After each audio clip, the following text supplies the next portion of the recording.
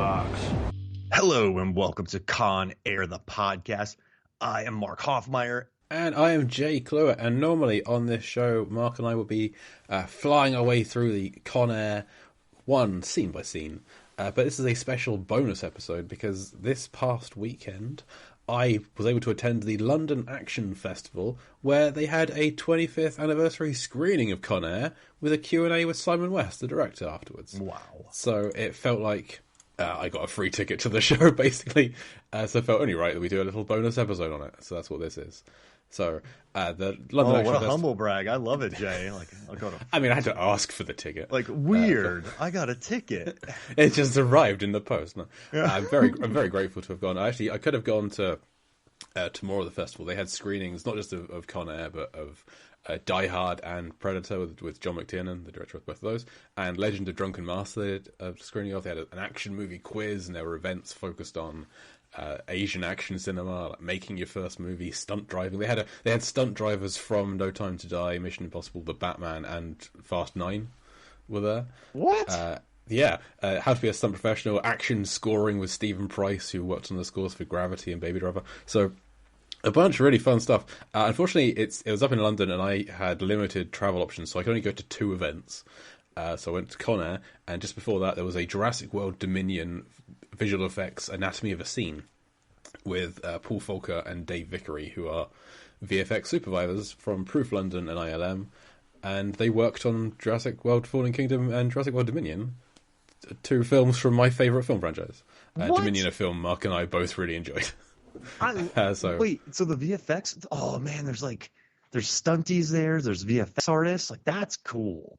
That's right up my wheelhouse. It sounds like an incredible festival. There was so much buzz from the Predator screening with John McTiernan was at 9:30 on Sunday morning, and there was not a train that could have got me there early enough. Wow. Had there been, I would have been there, but there was just no way of doing it.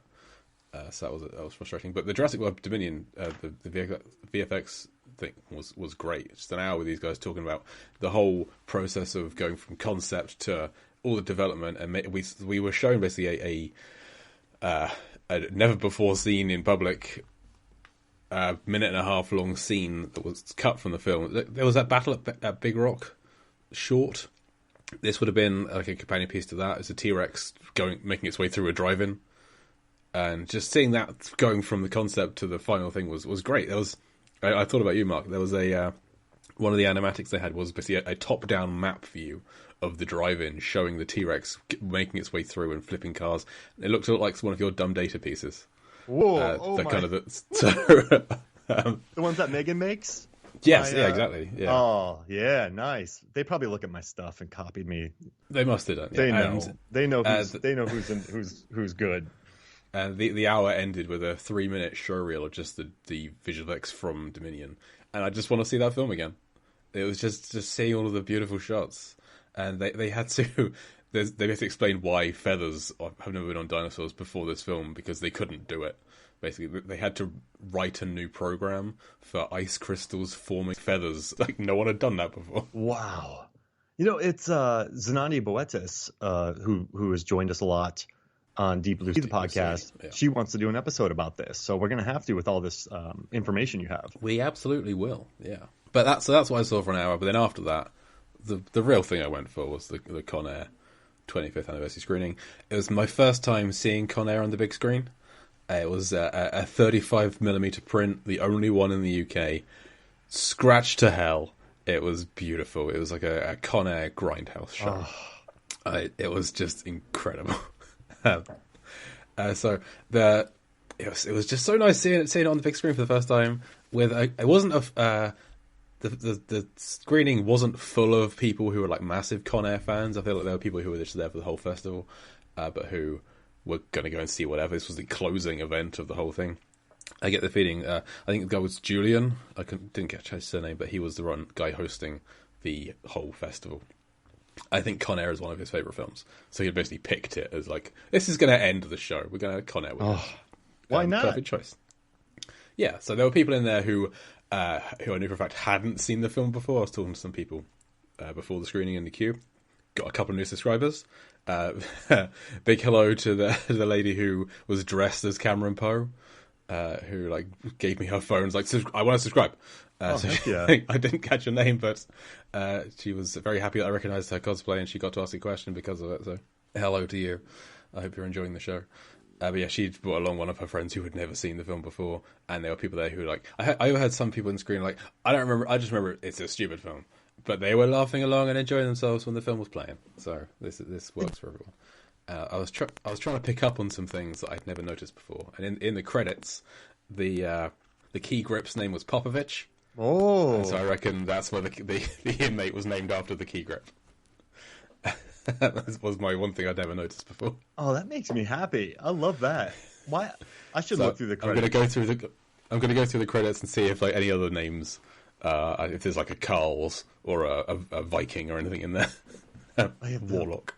Hank Viking was the. I hope so. Yeah, the VFX lead. You know what bothers me about Con Air is so many people say it's so bad it's good, like but it's not bad. It's the same thing we came across with Deep Blue Sea. It's not so bad it's good. It's so great. It's great. Yeah. It's a lovely, well put together movie, but for some reason there's this narrative that it's so bad.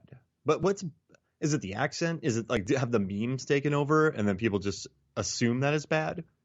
Well, I mean, during the Q&A afterwards, which was hosted by Amon Warman from Empire Podcast and Fades Black Podcast, he did a great job. One of the questions one of the stories he was telling was just trying to make something. Simon West was saying he came up with a lot of the action scenes, or they would come up with like a few days before they shot them, and that when we get to it, the Lerner Airfield sequence, which ends with Cusack jumping in a crane and swinging that over and taking off the tail of Cindino's plane. That was just come up with almost on the spur of the moment, where like he was looking around how the scene could end, because apparently it was going to end with him just crashing into a wall or something. I was like, oh no, Vince Larkin can like jump in that crane and swing it around and knock the tail of the plane off. And one of the producers were like, that wouldn't happen. Why would that happen? At which Simon West's response was, it's Con Air. Yeah. What kind of a question is that? Like, you know, when you're making these action films, that doesn't take place in this world. Like, this isn't where we are now. You can use a crane to knock out the tail of a plane. It's fine. Absolutely. It's great. It's for the fun of it. This is a movie. This isn't a film. You know what was my favorite tidbit from what you so graciously recorded? What was it? Well, it was the story about how he had a scene with Nick Cage, John Malkovich, and John Cusack. And he said that they have 3 totally different acting styles, which makes me so happy. Like, you have Nick Cage, who shows up wildly prepared, 2-3 takes. You have John Malkovich, who shows up and goes, "What movie am I on? Like, what's the script? Oh, that's cute." Checks the script just before. Oh, I can do that. And then he does a different take every single time. And then you have Cusack, who just needs time to warm up. So he just needs 1 take, 2 take, and it happens quickly. He just needs to go. So you have 3 completely different actors. And it's literally warming up, where he would do a take, then like run a lap around the set, and then do another take, then run a lap around the set. So he needs to keep that energy going. So you imagine, like, man, just imagine. And there was it kind of reminds me of the story that Paul W.S. Anderson told about Lawrence Fishburne and Sam Neill on Event Horizon, where Sam Neill needs about 40 takes and Lawrence Fishburne needs 3, and the two just frustrated each other so much. But man, that's your first time director, Jay. Not first time director. He had directed before commercials. Commercials.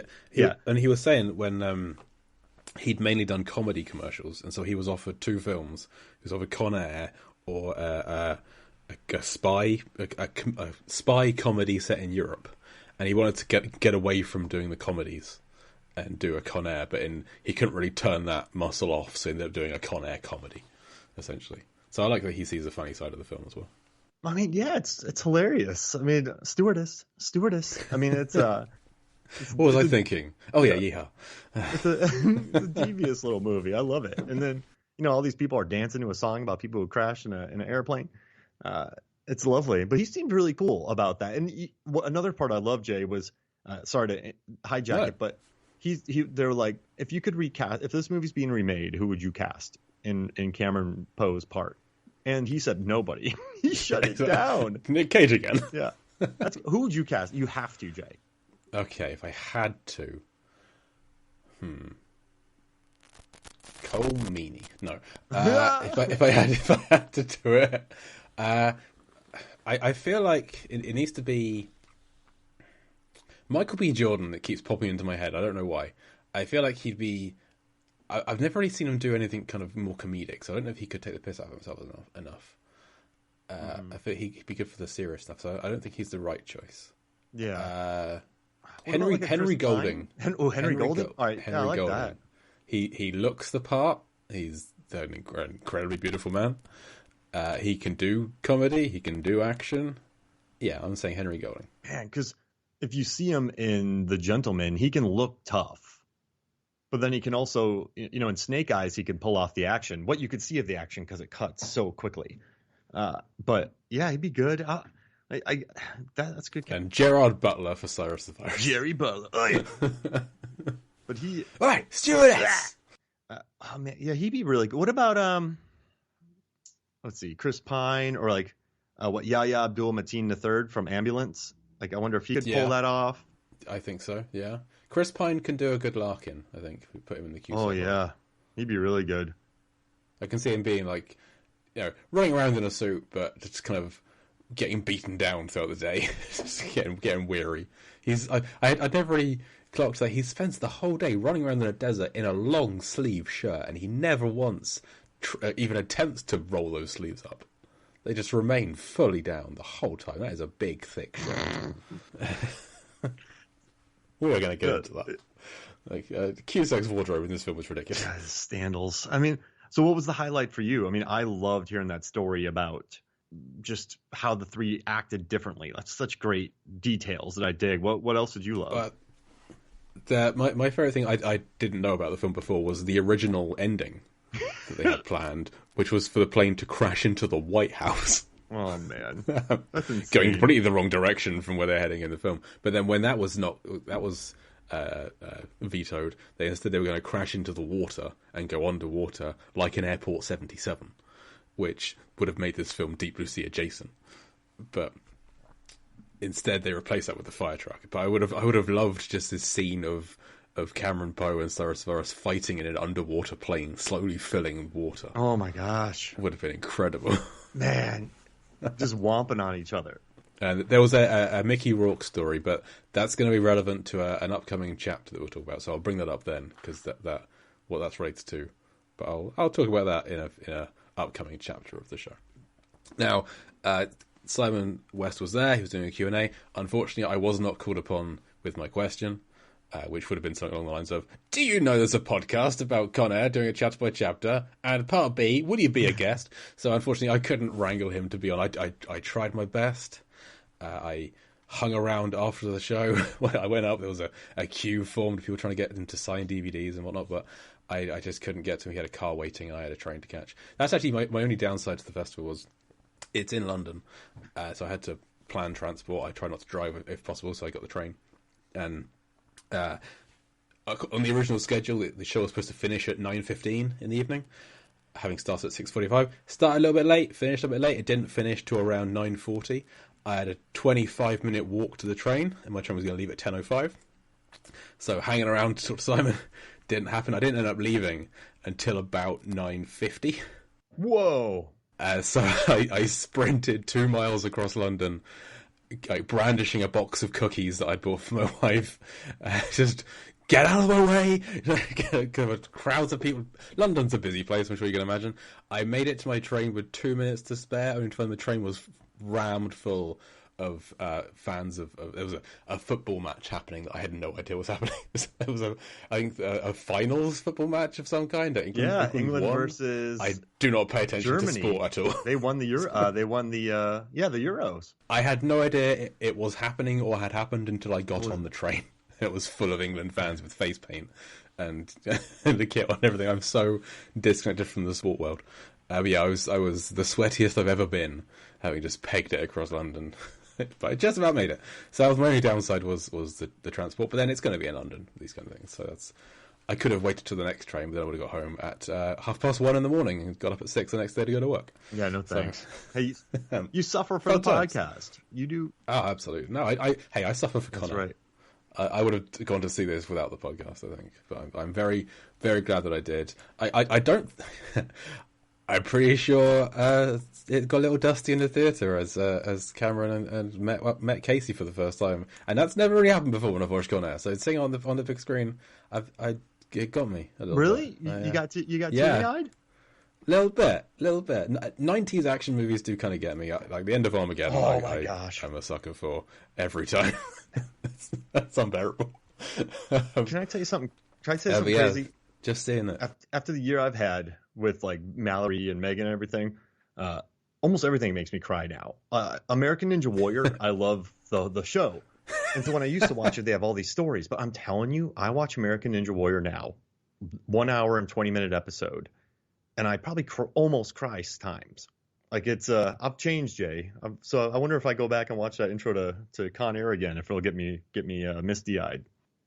He's been training for 5 years, and he just wanted to get across those parallel bars in the T-Rex suit. He just couldn't do it. But they do these stories about how someone was living under a bridge, and then someone helped them, and then they became a janitor at the gym, and like they worked their way up, and like there's some crazy stories about people with like just thinking about it's getting me teary-eyed. How would Cameron Poe do on American Ninja Warrior? Oh, he would wreck the whole thing. He would dominate. Yeah, because he walks through a bullet. he gets shot but doesn't even flinch. He would take down Ninja Warrior one-handed. And Cage at this time wouldn't accept anything else, so he would definitely just like work. Like he wouldn't accept no for an answer. Like he would. Oh man, yeah, he would. I would love to see him do the course. The only downside would be like if, whilst he's doing it, he sees somebody in the audience get injured or in some kind of distress, he'd have to go and save them. Yeah. Fell. There'd be no other option. Cameron, stop running out to the course when people fall into the water. They're fine. They were choking. They were choking on a toffee. I had to give them the Heimlich. How'd you see that from up I had to give them the Heimlich. You were skipping on... You're running across a bunch of minions' balance obstacles, and you somehow notice someone choking on taffy. I'm an armed ranger, ma'am. That's what I'll do. Never leave a man behind. Yeah. So, any other good thing from Simon West during this thing? I mean, it was all good. He was a great interview. He wasn't aware of the fandom the film has. Like, he didn't know that July 14th is celebrated as Con Air Day, and he asked the audience, like, "What do you do?" To which we all cheered back, "Watch Con Air." Yeah. Like, what else? Like, and it was his first time seeing it on the big screen in full since it came out in '97. Wow! And his opening comment was that he didn't remember it being so flipping loud. So, it was a very loud screening, but it was just wonderful to see. Everyone cheered at the bunny in the box, and when Poe was like, "I'm going to save the effing day," line. Just I was trying my best not to quote along, but I was failing at not doing that. It was just a really fun time. So I haven't seen many like older films being redone on the big screen. I saw Jurassic Park, the best film ever made, a few years back at an outdoor cinema. But for the most part, I haven't seen many. But I feel like I should see more. I need to go out and see more, like with these classic retro screenings of films. It was a great time, and I hope to go back to future action festivals. I hope they come back next year and do another one. Oh, man. Well, it makes sense that he doesn't remember it, because he went straight to General's Daughter, and then he went to Tomb Raider, and then he did some TV, then he jumped to another movie. So, I mean, yeah, you're not going to remember Con Air jumping on 2 movies back to back like that. I mean, it sounds like it wasn't that fun to make. The last question he was asked by his daughter, actually, which he didn't realize his daughter was asking him a question until afterwards. But his daughter asked if he had fun making it. His response was no. He said he was tired on the first day. I mean, it's a lot of hot places they're filming in. Kind of very comfortable. So I get it. I don't think it's a lot of fun directing a huge... With the amount of people involved in making this film, just on screen, let alone behind the screen. I can't imagine. Because his life isn't done. You know, some people can leave sets. When he leaves the set, he probably has to go talk to the ADs. And then he has calls from the producers. And he has to talk to the editors. And he has to deal with the actors. So, I mean, yeah, that's a gnarly thing to deal with. Like, you're never off when you're directing. And for 100 days, which he said, that's insane. I want to say The Expendables 2 is an underrated action. I'm going to say it, B classic. I'm not going to say I'm not going to say it's tier 1. I think it's the most fun of the Expendables franchise. The most knowing in it, at least. You watch it, and it's beautiful.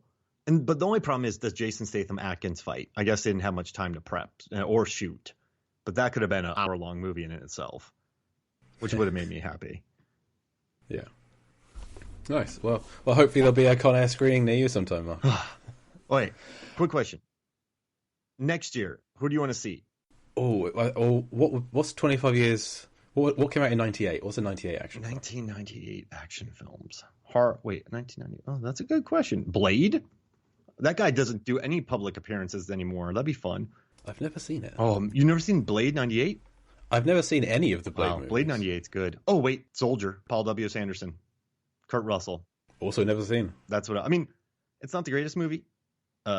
So Kurt Russell need to... okay, well, we're missing the obvious one, which is Deep Rising. So yeah, my pitches for next year's Action Festival are Deep Rising, Small Soldiers, Soldier, fine, yep, Armageddon, Godzilla, maybe. I know it's not good, but I like it. Man, Deep Rising or Soldier? The first thing that comes up when you Google 1998 action movies is The Avengers, the one with Ray Fiennes, Uma Thurman, and Sean Connery as a man's trying to control the weather. So hopefully I would not take that Soldier because I want to hear Paul W. Sanderson. He's a great speaker, and I love his commentaries. So that'd be good. Have you heard about that movie? So Kurt Russell needed a year to work out because he didn't want to do steroids. Like he doesn't have to cycle 3. He didn't want to just do a cycle 3 months before the movie. He wanted to do it healthily. So they did a year, but then during that time, El Nino wiped out all the places where they were going to film. So then they had to shoot in sound stages, which is the exact opposite of what they wanted. And then almost immediately in the shoot, Kurt Russell broke his ankle. No. And it was just then they had to switch everything up. And then, they were going to shoot on location, but then all the crazy weather forced them to shoot in the studio. And it just was a nightmare. But Brandon Lee's in it. He's cool. Yeah. So it's nice. Okay. But I'll add it to a list. And Joe Dante, hear him talk about Small Soldiers. Ooh. Just any. A lot of the cast of Small Soldiers aren't around anymore, but all of the voice actors they got for the soldiers, I love them all. So that would be incredible. But I'll get Frank Angelica can show up. Cutthroat Island. We can ask him about that. Oh yeah. Nice. There we go. I hope that the runners of the festival are listening. These are our pitches. I will be there. So this should, I don't know, I might try and edit this and post it tonight, who knows. But the regular schedule will resume this coming Thursday with the next episode. It's just a little bonus. So yeah, thank you to the runners of the London Action Festival for sending me a ticket. And I'll see you next year. You've hit the big time, Jay. You've hit the big time. Well, speaking of which, I have been Jay Cluett. Mark Hoffmeyer. Come back in a few days or the bunny gets there. Sigh. Anara.